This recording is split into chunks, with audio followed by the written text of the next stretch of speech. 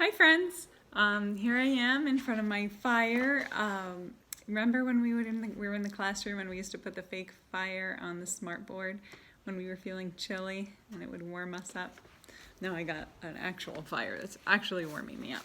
So today we're going to read the chapter, The Meeting. Now that the manager had gone, I was not particularly alarmed. What better than to be imprisoned in a room full of these splendid ladies? If I ever got to talking to them, I might even suggest that they come and do a bit of cruelty to children prevention at my school. We could certainly use them there. In they came, talking their heads off. They began milling round and choosing their seats, and there was a whole lot of stuff like, "Come and sit next to me, Millie dear," and, "Oh, hello, Beatrice. I haven't seen you since the last meeting. What an adorable dress you have on." I decided to stay where I was and let them get on with their meeting while I got on with my mouse training. But I watched them for a while longer through the crack in the screen, waiting for them to settle down. How many were there? I guessed about 200. The back rows filled up first. They all seemed to want to sit as far back from the platform as possible. There was a lady wearing a tiny green hat in the middle of the back row who kept scratching the nape of her neck. She couldn't leave it alone. It fascinated me the way her fingers kept scratching away at the hair on the back of her neck. Had she known somebody was watching her from behind? I'm sure she would have been embarrassed. I wondered if she had dandruff. All of a sudden, I noticed that the lady next to her was doing the same thing. And the next one. And the next. The whole lot of them were doing it. They were all scratching away like mad at the hair on the back of their necks.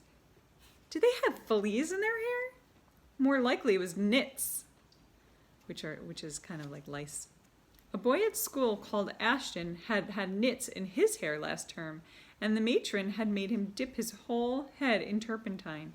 It killed the nits, all right, but it nearly killed Ashton as well. Half the skin came away from his scalp. Look, here's a picture of the ladies scratching the back of their necks. I began to be fascinated by these hair-scratching ladies. It is always funny when you catch someone doing something coarse and she thinks no one is looking. Nose-picking, for example, or scratching her bottom.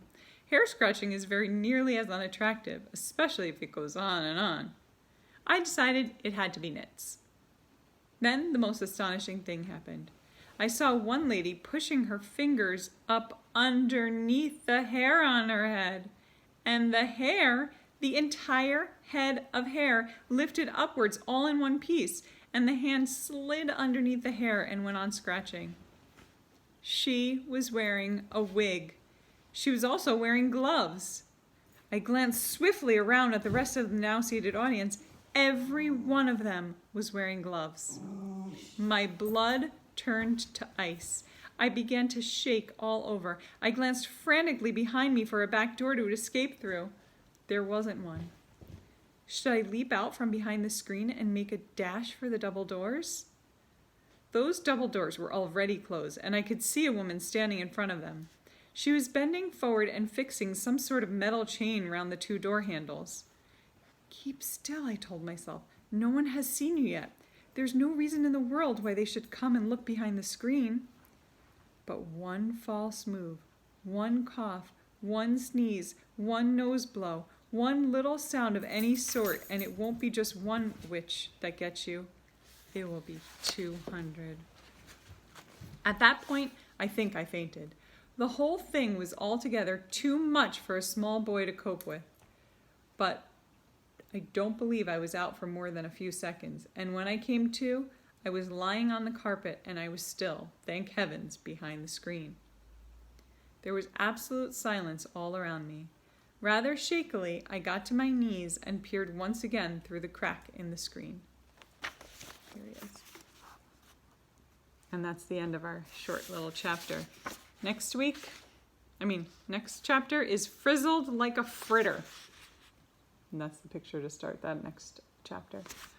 Okay, I hope you enjoyed it. See you next time.